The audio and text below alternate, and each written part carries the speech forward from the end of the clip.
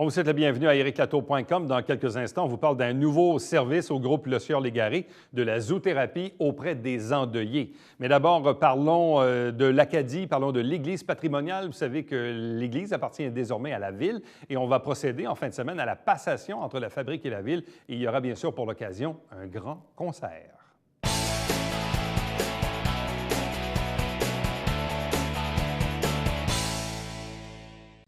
C'est le moment de la passation entre la fabrique et la ville de Saint-Jean-sur-Richelieu concernant l'église patrimoniale de l'Acadie. D'ailleurs, grand concert pour célébrer cette passation par l'ensemble de Montréal qui va se passer samedi le 28 octobre. Avec nous pour en parler, Jacques Tremblay. Bonsoir à vous. Bonsoir. Accompagné d'Édouard Bonaldo. Bonsoir et bienvenue. Bonsoir.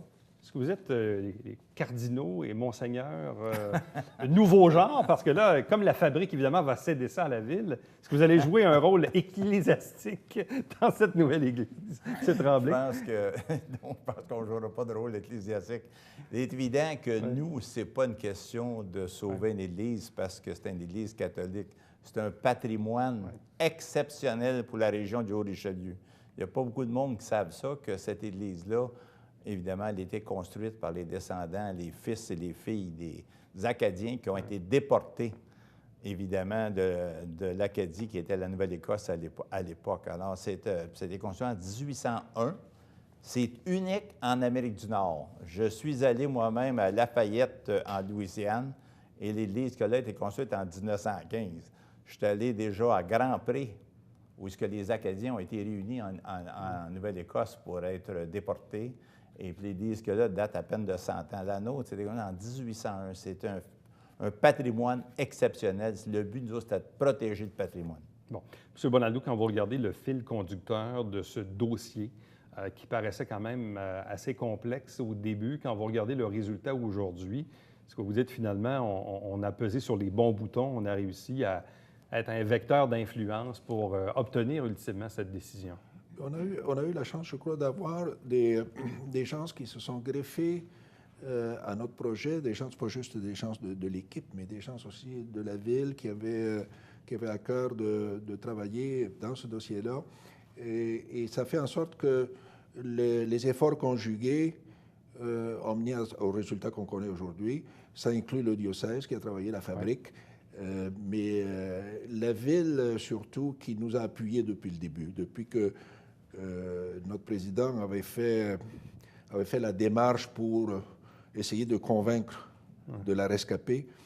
La ville ne nous a pas lâchés, donc il faut aujourd'hui, je crois, marquer cette appréciation de leur volonté, non seulement de faire la transaction, mais aussi il y a une volonté d'aider à démarrer quelque chose avec ça.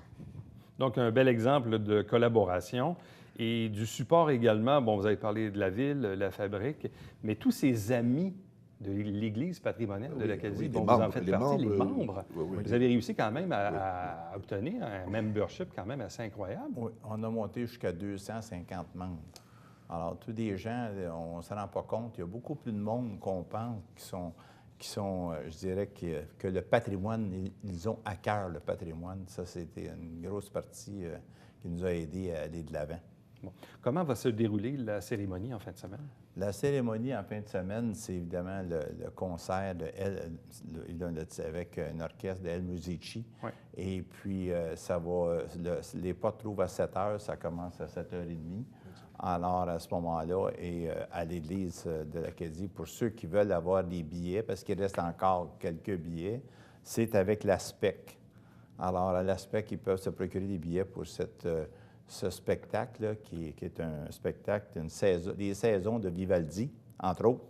Et puis, évidemment, l'orchestre est de calibre mondial. C'est pas un orchestre, là, je veux dire, qui a été institué la semaine passée. C'est très reconnu. Puis, dans la soirée, on va avoir aussi quelque chose je dirais, de spécial aussi à travers ça. Bon. Donc, parce que les places sont quand même limitées dans cette Oui. église-là, un certain nombre de places. Donc, les gens peuvent aller sur l'Aspect ou contacter l'Aspect. Là, on est à quelques jours du concert. Donc, pour ce qui est de samedi, donc ça commence à 19h. Vous dites qu'il y aura une surprise un peu plus tard en soirée, M. Bonaldo? Excuse-moi. Oui. Oui. Donc, je ne veux pas parler de la surprise, mais je veux parler de l'horaire. Ça commence à 7h30, donc à 19h30, mais on suggère que les gens s'arrivent plus tôt parce que c'est quand même, ça prend assez de temps pour asseoir tout le monde. Donc, le processus de la préparation, là, il serait souhaitable que les gens s'arrivent 15-20 minutes avant à l'avance. Oui. Bon, on parlait de surprise. Oui.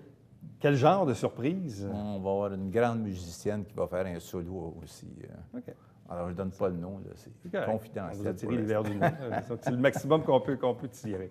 Bon, une fois donc cette passation terminée, ce grand concert qui va souligner évidemment cet événement important en fin de semaine, quel sera l'avenir de cette Église? Tant, oui, parce qu'il y aura encore des activités de nature religieuse, mais il y a aussi tout l'autre volet qui reste à définir.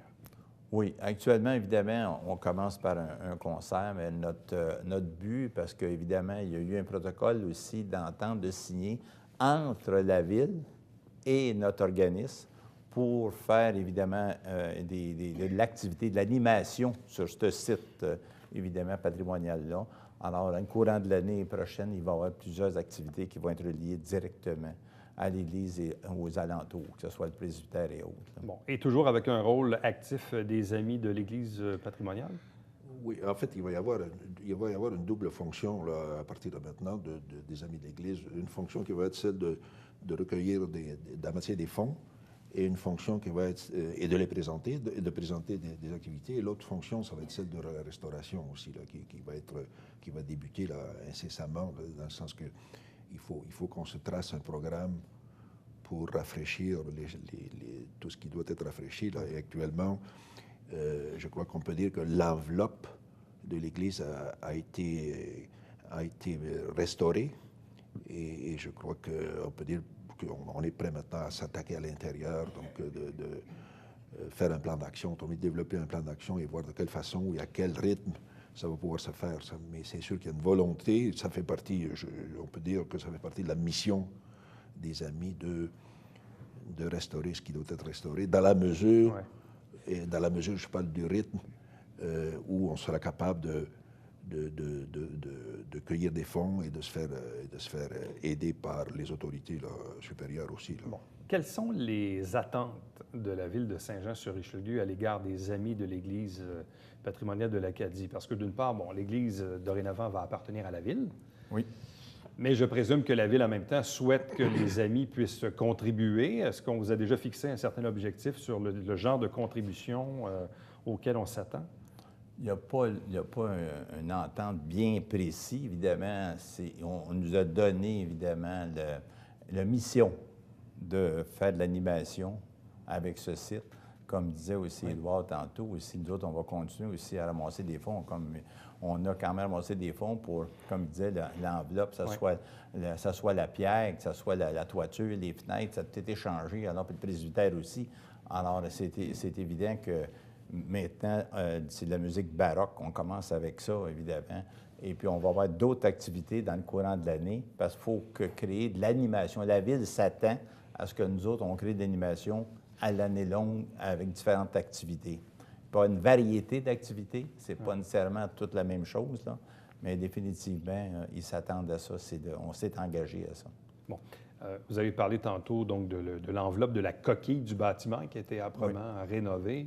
M. Bonaldo, qu'est-ce qui reste à faire maintenant à l'intérieur en termes de rénovation? Bien, essentiellement deux choses. C'est l'intérieur de l'enveloppe comme tel, et ensuite, ça va être les tableaux, les peintures et les articles qui actuellement ornent le bâtiment, le monument, en fait. Mais il y a l'intérieur de l'enveloppe mérite d'être revu, là, parce qu'il y a de la détérioration qui est visible à l'œil nu. Là, et donc, c'est probablement une des premières choses qu'on va faire. Évidemment, on le sait, vous êtes deux jeunesses sur quatre pattes. C'est bien sûr. On calcule bien, mais Quel est l'avenir des Amis de l'Église patrimoniale de l'Acadie? Vous avez dit tantôt 250 membres, des gens qui vous ont appuyé. Est-ce que vous êtes à penser à établir un peu aussi votre relève? Parce que je sais que votre mission première, c'était de sauver cette Église et ultimement, on pourrait dire mission accomplie. On est au moment de la passation. Il y a encore des défis qui attendent les Amis au niveau de l'activité culturelle, de même que pour restaurer l'intérieur du bâtiment. Mais est-ce que vous pensez peut-être un peu plus loin quant à la relève qui vous accompagne pour ce projet?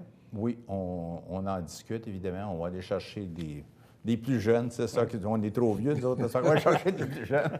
Et puis, évidemment, actuellement, on a quand même quelques personnes qui ne sont pas tellement âgées non plus. Quand on pense à Marie-Lou, notre historienne, Oui, là, c'est vrai, oui. ça a 30 quelques années. On a Lynn qui a 40 quelques années. Alors, sans dire que l'âge des femmes qui sont là. Mais définitivement, il y a déjà, on a quelques jeunes, mais on va mettre l'accent là-dessus, à emmener d'autres personnes à s'intéresser, puis à nous donner un coup de main, puis être capable d'assurer la relève. C'est sûr qu'il n'y a jamais rien de garanti sur 100 ans, là, mais en fait que ça, c'est une des raisons, d'ailleurs, qu'on croyait, nous, qu'il fallait que ça soit passé à une ville ou un gouvernement pour assurer l'avenir. Parce que, autrement, là, je veux dire, il y a une organisation de bénévoles, c'est pas assuré que ça va être encore là dans 100 ans. C'est plus difficile. Il faut savoir qu'à venir jusqu'à ces derniers jours, on n'avait pas de mandat là, pour faire quoi que ce soit de formel. Là. Le mandat, on vient de... Je crois que notre président l'a signé la semaine passée. Et donc, c'est très récent. C'est dans ce sens-là qu'on n'a pas quand même posé des gestes dans le vide. Là. Il fallait que ces choses-là se réalisent et se concrétisent. Donc, on a surtout travaillé avec les autorités municipales, je crois, qui se doivent d'être remerciées, et avec les autorités ecclésiastiques là, pour essayer de finaliser et d'attacher pour pouvoir maintenant partir. Et le mandat nous vient juste de nous être confié. Oui. Alors donc, passation entre la fabrique et la ville. Ce samedi, 28 octobre, grand concert aussi pour accompagner le tout à l'Église patrimoniale de l'Acadie. Encore quelques billets de disponibles via la SPEC, donc vous pouvez bien sûr les contacter. Et on invite les gens évidemment à arriver un peu à l'avance, donc pour samedi à compter de 19h. Et on verra bien sûr pour la suite au niveau des travaux de restauration, de même que l'activité culturelle qui va émaner évidemment des Amis de l'Église de l'Acadie. À vous deux, merci beaucoup. Très bien. Merci beaucoup. Meilleure des Ça fait chances. plaisir. Merci. Restez avec nous puisqu'au retour, on vous parle de zoothérapie.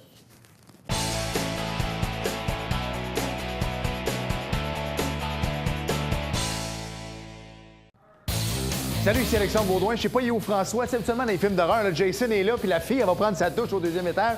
Alors, je fais ça vite. On parle avec Serge Hébert de karaté, Patrick Emmanuel Roy de Sport Opus. À la semaine prochaine!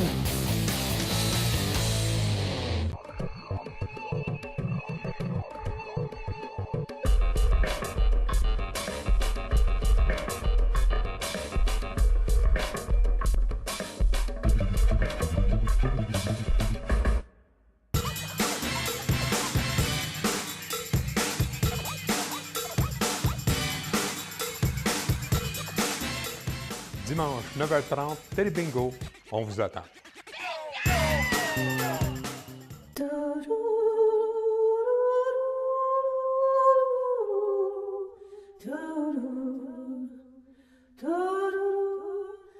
Coulisses Bêta, jeudi, 19h.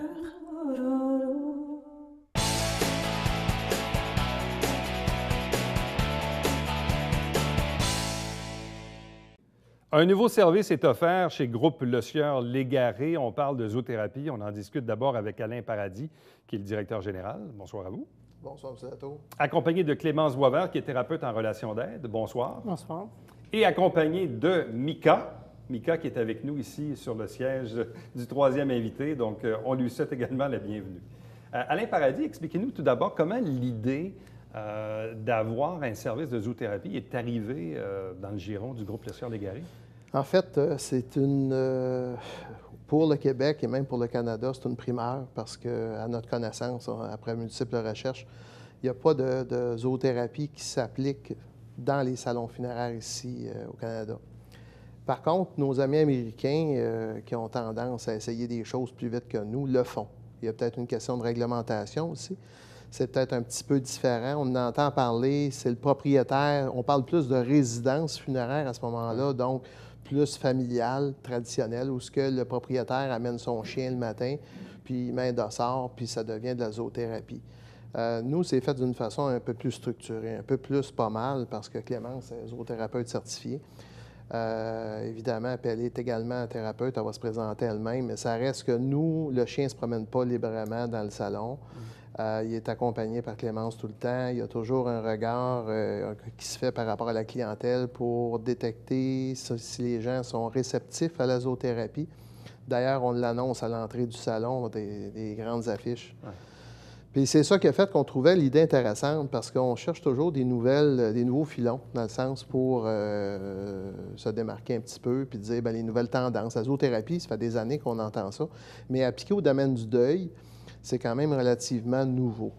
On sait aussi qu'un chien, ça amène un côté beaucoup plus familial, ça dédramatise le deuil comme tel, ça dédramatise la visite au complexe funéraire, ça aide les enfants, les adolescents, même les familles qui sont habituées de vivre avec un chien. À ce moment-là, pour eux, ça amène un petit côté plus humain. Drôle à dire, mais du fait que le salon funéraire, c'est austère, c'est le deuil, c'est lourd à porter. Donc, le chien aide beaucoup à apprivoiser le deuil. Donc, évidemment, les gens connaissent la zoothérapie. Oui. Appliquée au monde du deuil, c'est un peu plus nouveau, visiblement, ici. Au Canada, en tout cas, c'est nouveau. Au Canada. Et là, comment la rencontre s'est faite avec Mme Clémence et Mika, bien sûr? Bien, on se connaissait, pas moi, je connaissais Clémence, je ne connaissais pas Mika. Mais Clémence, on a été mentor à la cellule de mentorat du Richelieu. Et je savais quel emploi elle occupait, qu'est-ce qu'elle faisait. Puis à un moment donné, mon patron, M. Légaré, me montre un article du journal qui parlait de Lulu dans l'État de New York, qui est un chien qui va dans le salon Ballard, je ne me souviens pas de l'autre nom, là, mais dans l'État de New York. Puis c'est le propriétaire. Puis mon patron me disait, c'est intéressant, comment qu'on pourrait appliquer ça chez nous? J'adore les chiens, mais de là à traîner le chien tout le temps au salon, puis tu sais, fait qu'on s'est dit, bien, il y a peut-être une façon de faire. Puis là, j'ai pensé à Clémence, qui c'était son métier, dans le fond. Une seconde carrière chez elle qui a fait depuis plus de 10 ans. Donc, je me suis dit, pourquoi pas? Je l'ai contacté, on s'est rencontrés une première fois. Exactement. Parlez-nous un peu de la relation d'aide et de la zoothérapie en général, avant de parler de Mika. En général, la relation d'aide, je veux dire, si on aide les gens dans leurs difficultés, dans leurs problématiques qu'ils vivent tous les jours, la zoothérapie, c'est un plus, en fin de compte. C'est que là, c'est plus une dyade, on est dans une triade. Le chien fait partie de la thérapie, ni plus ni moins. Il est présent. On peut l'utiliser ou pas. Par contre, le chien en thérapie, pour moi, il est important parce qu'il me donne des indices que je ne peux pas déceler. Si la personne, elle est nerveuse en dedans d'elle, mais qu'elle semble très, très calme, le chien va le déceler pour moi. Donc, c'est toutes sortes d'indices comme ça où il va faire des mimiques. Et ça fait longtemps que vous appliquez la zoothérapie en relation d'aide? En relation d'aide, puis parce que de la zoothérapie, c'est de la relation d'aide en lui-même, là. Ça fait une dizaine d'années que j'ai eu mon diplôme du Cégep de la Pocatière, qui est la première cohorte à être reconnue par le ministère de l'Éducation. Et jusqu'à présent, mis à part l'expérience dont on parle aujourd'hui, vous avez utilisé la zoothérapie dans quel contexte? J'ai utilisé la zoothérapie dans une école ici à Saint-Jean, Marie de Rome, avec les enfants ayant des troubles de comportement, autant inhibés, hyperactifs, toutes sortes de choses. À ce moment-là, on avait des programmes pour eux. Avec l'éducatrice spécialisée, on travaillait ensemble. Et même, il y a des professeurs qui m'ont dit à la fin de l'année que c'était merveilleux qu'il y ait des enfants là, qui étaient calmes maintenant en classe. Et là, quand Alain Paradis vous a dit, ça serait peut-être intéressant d'amener une forme de zoothérapie, mais avec des services funéraires et tout ça, comment avez-vous reçu l'appel, premièrement? Bien, je veux dire, il y a une grande curiosité qui s'est mise là-dedans. J'ai fait un peu de recherche sur Internet, comment ça se faisait ailleurs. J'ai téléphoné à quelques salons funéraires aux États-Unis dont j'avais trouvé les adresses, savoir comment eux fonctionnaient. Est-ce que ça fonctionnait bien? Est-ce qu'il y avait une demande ou pas? Etc. Et puis, essayer de mettre toutes les situations possibles en jeu. Est-ce que c'est possible, pas possible, s'il arrive telle chose, si on a un problème d'énergie, comment on peut le résoudre, si on a une personne qui a peur, comment on peut résoudre ça, etc. Faire tous les scénarios. Donc, Puis on a décidé de se lancer, d'ouvrir le défi. Bon. Et là, dans le cas de Mika, Mika, en fait, n'est pas votre propre chien, Non. mais c'est un chien que vous connaissez parce qu'il est dans le même quartier que vous. Oui, il appartient à une famille dans mon quartier. Et vous les avez approchés en se disant ce chien-là serait serait un bon toutou pour faire ce boulot-là?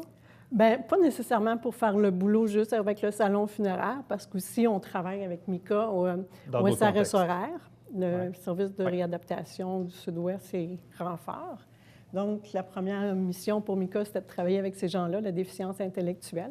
Puis j'ai dit, d'après moi, ça serait bien. Est-ce que tu me donnes la permission? Je vais venir la chercher tant de jours, semaine. Je vais continuer son entraînement pour qu'elle ait réellement l'entraînement de zoothérapie, en fin de compte. Qu'est-ce que moi, j'avais besoin qu'elle ait de plus que l'entraînement normal d'un chien? Et puis, Mika a super bien répondu à tout ça. Et ses propriétaires sont bien heureux de ça. Ils sont bien heureux. J'ai eu la chance d'avoir des gens qui me donnent une grande disponibilité de Mika. Je peux la prendre quand je veux. Si j'ai besoin de la garder un soir parce que nos horaires ne coïncident pas, elle dort chez nous. Fait que vous il y a êtes pas un de peu comme problème. sa deuxième maman, là, c'est ça? À peu près, oui. Si on veut. Mais c'est le casting parfait, parce qu'honnêtement, Mika est arrivée tantôt en studio d'un calme incroyable. Il y avait un autre enregistrement qui précédait votre entrevue. Il ne l'a pas du tout entendu. Ça ne jappe pas, ça ne s'énerve pas trop. C'est un calme incroyable. Elle ne saute pas après les gens non plus. Souvent, on voit ça chez des chiens qui sont super excités. C'est quand même un chien qui a plusieurs années, là. Mais ça reste qu'elle ne saute pas. Fait que tu approches, même si tu te penches, elle ne cherchera pas à grimper après toi. Souvent, c'est ça que les gens ont peur, d'une part. T'sais. Et donc, ici, on parle d'une femelle qui a 6 ans d'âge. Oui. Et là, est-ce que vous avez déjà pu exercer quelques tentatives auprès d'endeuillés ou est-ce que vous Ouais, démarrez le service? En fait, on a débuté il y a déjà à peu près 2 mois, où ce qu'on a fait, un projet pilote dans un premier temps. On s'est dit, on va commencer à Saint-Luc. Après ça, on est allé à Iberville, à notre autre complexe. On a essayé, la réceptivité est excellente. On l'a essayé de 2 façons. On l'a essayé en appelant systématiquement toutes les familles qui étaient présentes dans le complexe pendant le week-end, puis leur demander s'il n'y avait pas objection à ce que Mika soit présente avec Clémence. Puis on a dit, écoutez, il n'y a pas de frais, il n'y a pas rien. Écoutez, puis on a dit, on affiche à l'entrée pour aviser qu'on est sur place. Puis la réponse a été 100 Donc, C'était quoi comme réaction, vos premières expériences là, au Oui. salon à Saint-Jean ou encore à Iberville? Là? La réaction, c'est donc une bonne idée. OK. On aurait dû y penser avant. Je dirais 80 des gens, et c'est la première chose qu'ils m'ont dit. L'autre réaction, c'est que, je veux dire aussi, les gens n'osaient pas y toucher. Ah, c'est un chien Mira, on ne peut pas y toucher. Oui, c'est ça. Souvent, on se dit que c'est un chien d'assistance. En fait, on pense que c'est un chien d'assistance. Oui. Et là, on se dit, non, on ne peut pas y toucher. Hein. Et puis, son nom sur son dossard est marqué Mika, fait que il y a une confusion avec Mira et Mika, c'est pas mal similaire. Ouais. Donc, mais là, en leur disant que non, elle est là pour se faire toucher, pour donner des caresses, donner des câlins, donner du réconfort, amener une paix intérieure, abaisser notre niveau de stress. Et ça, est-ce que vous le voyez auprès de ces gens? Parce que, évidemment, les gens réagissent différemment au deuil.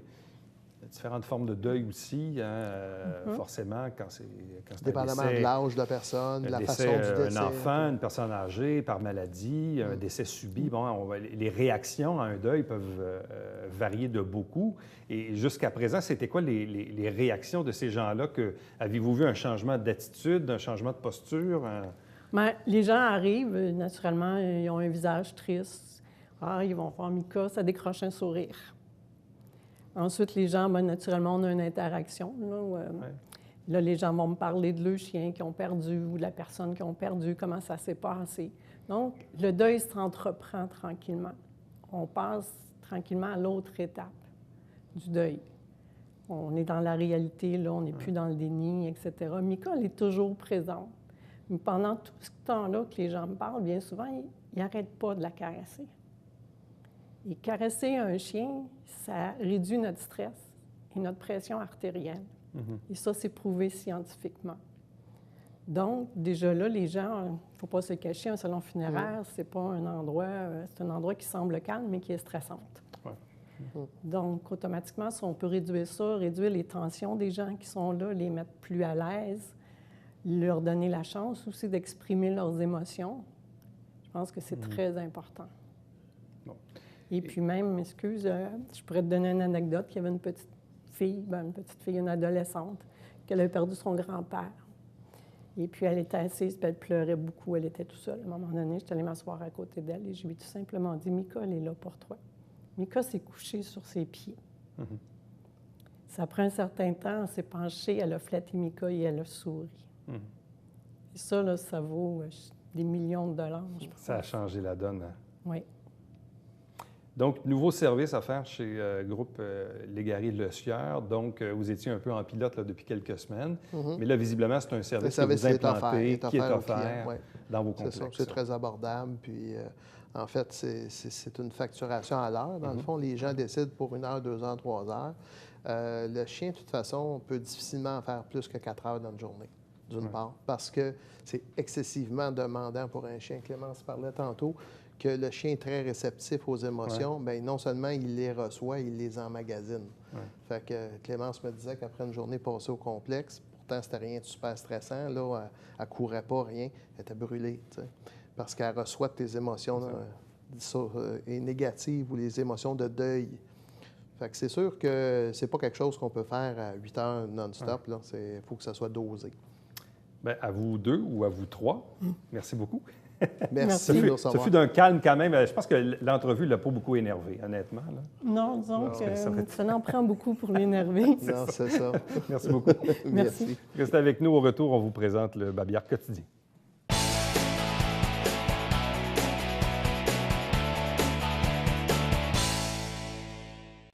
Lundi, le 6 novembre, il y a un dîner-conférence et dont la thématique va porter sur la maladie d'Alzheimer. Donc, si ça vous intéresse, c'est organisé par l'AQDR, l'Association québécoise de défense des droits des retraités et des pré-retraités. Vous savez que normalement, chaque semaine, on vous présente des extraits du Conseil de ville, mais le Conseil municipal est en pause électorale. L'émission va revenir à la mi-novembre. Chaque dimanche matin, 9h30 en direct, c'est le traditionnel télébingo avec, pour cette saison, 4 000 $ en prix. En fait, la carte pleine a été rehaussée. Si vous désirez obtenir la liste des détaillants pour acheter vos livrets, faites tvhr9.com. Et puis, entre-temps, si vous désirez me joindre, faites-le par courriel, plus rapide, plus facile, à Éric Latour, en un mot, à commercial tvhr9.com. À demain. Bye-bye.